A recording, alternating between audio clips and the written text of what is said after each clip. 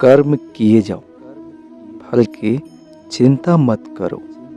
व्यक्ति या जीव का कर्म ही उसके भाग्य का निर्माण करता है। वर्तमान परिस्थिति में जो तुम्हारा कर्तव्य है वही तुम्हारा धर्म है। आपके कर्म ही आपकी पहचान है, वरना एक नाम के तो हजारों इंसान हैं।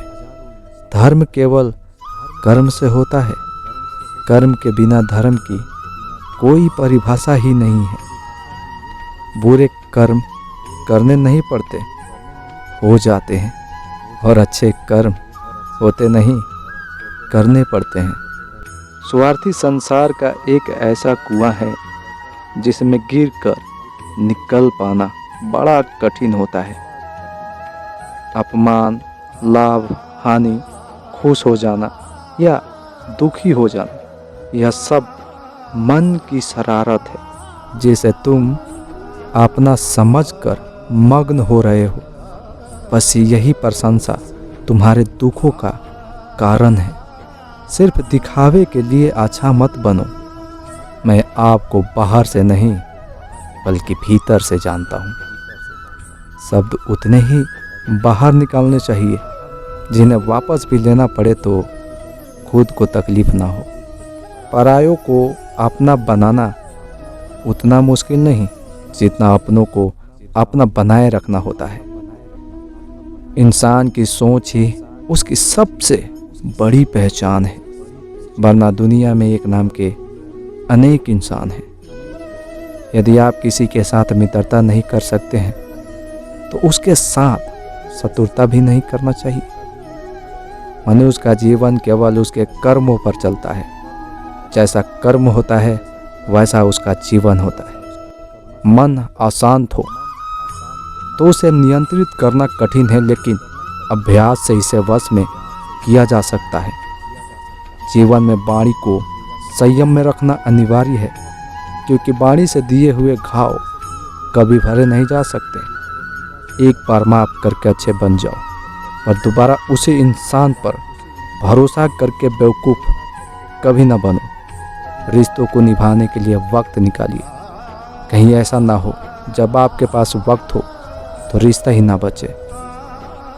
जो दूसरों की तकलीफ़ों को समझते हैं, जिनमें दया है, दिल से अच्छे हैं, उन्हें दोबारा जन्म लेना नहीं पड़ता। जीवन में आधे दुख इस वजह से आते हैं क्योंकि हमने उनसे आशाएं रखी जिनसे हमें नहीं रखनी चाहिए थी।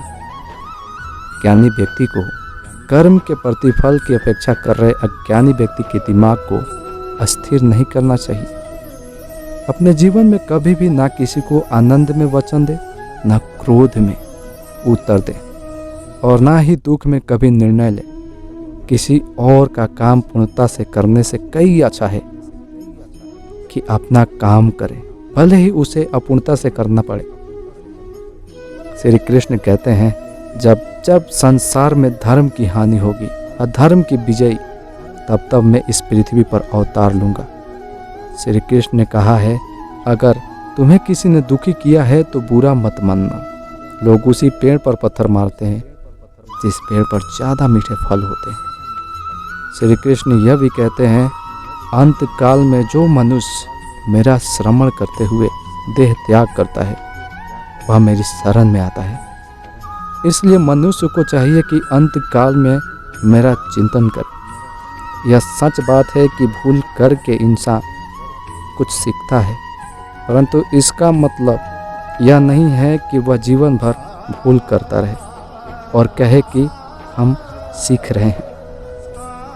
स्वार्थी से रिश्ते बनाने की कितनी भी कोशिश करें वह कभी नहीं बनते, और प्रेम से बने रिश्तों को कितना भी तोड़ने की कोशिश करें वह कभी नहीं टूटते। अगर व्यक्ति शिक्षा से पहले संस्कार, व्यापार से पहले व्यवहार और भगवान से पहले माता पिता को पहचान ले तो जिंदगी में कभी कोई कठिनाई नहीं आएगी।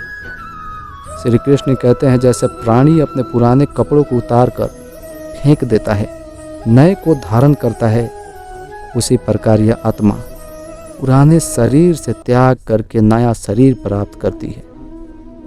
हर किसी के अंदर अपनी ताकत, और अपनी कमजोरी होती है।